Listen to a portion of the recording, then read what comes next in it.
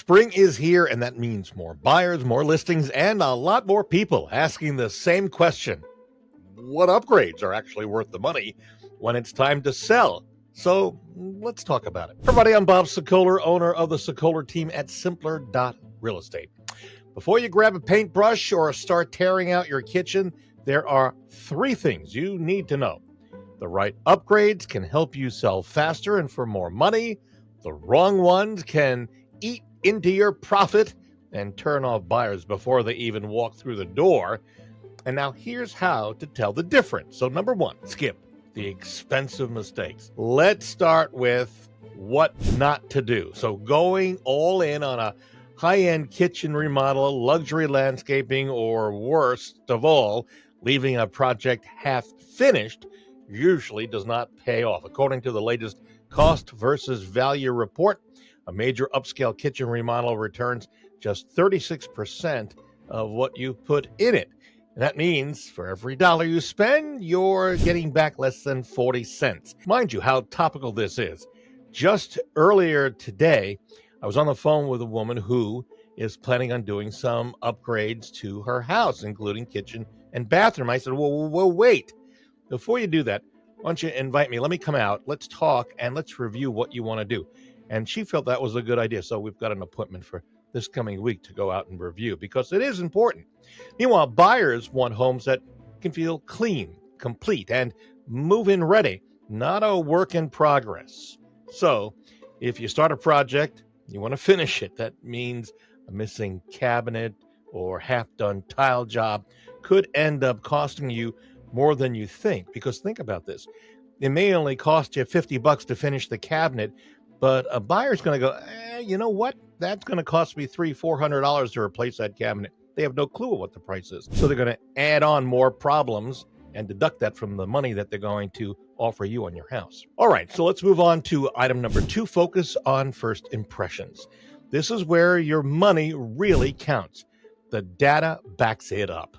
Garage door replacements can return up to 268% return on investment. That's right, making them the highest return project in the country for the 2nd year in a row. I always wonder if that's actually put out there by the Garage Door Association. I don't think it is, but it's always interesting that that much of a return. A new steel entry door can return around 216%, and manufactured stone veneer averages a return of about 153%. Inside the house, focus on mid-range updates like new countertops and fixtures. A minor kitchen remodel is returning about 113% right now, compared to just 36% for a major remodel.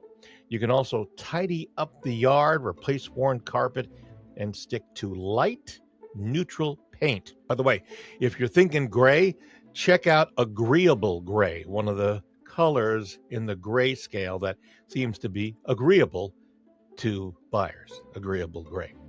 Buyers want homes that feel fresh, updated, and move-in ready. First impressions matter, and most buyers decide how they feel about a home before they even step inside. By the way, on that Agreeable Gray or any color, do not paint the trim on the bottom or at the top, just the walls. I've seen that done where it's painted, the trim at the top and bottom. Doesn't work well, doesn't look good.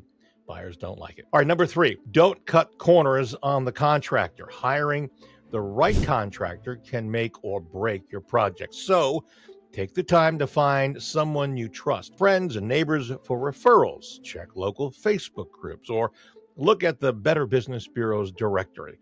And once you have a few names, get at least 3 written quotes and confirm that they're all licensed and insured, and ask to see photos of their recent work. A solid contractor will help you stay on budget, offer honest suggestions, and get the job done right the first time and hopefully on time. Cutting corners here might seem like a way to save money, but it usually ends up costing more in the end. And one more thing, get everything in writing before work begins. A clear contract protects both of you. Mind you, one more thing that you really need to know. Don't pay the contractor everything up front. If possible, give him installments as he gets the work done. I had no people personally who were clients who pay the contractor, and that was the last time they ever saw them. So this is a real problem. It's a real thing. Pay, if possible, as little as possible as you move the work along, or he does or she does. That's when you pay him. If you're planning to sell this spring and want to focus on the improvements that actually add value, not just expensive ones, I'd love to help. Every market is different, and I can help you figure out what makes the most sense for your home, your timeline, and what buyers in your area are looking for right now. Call me or email me to set up a free no-obligation strategy call or visit in person, and let's put together a plan to get you the best return this spring.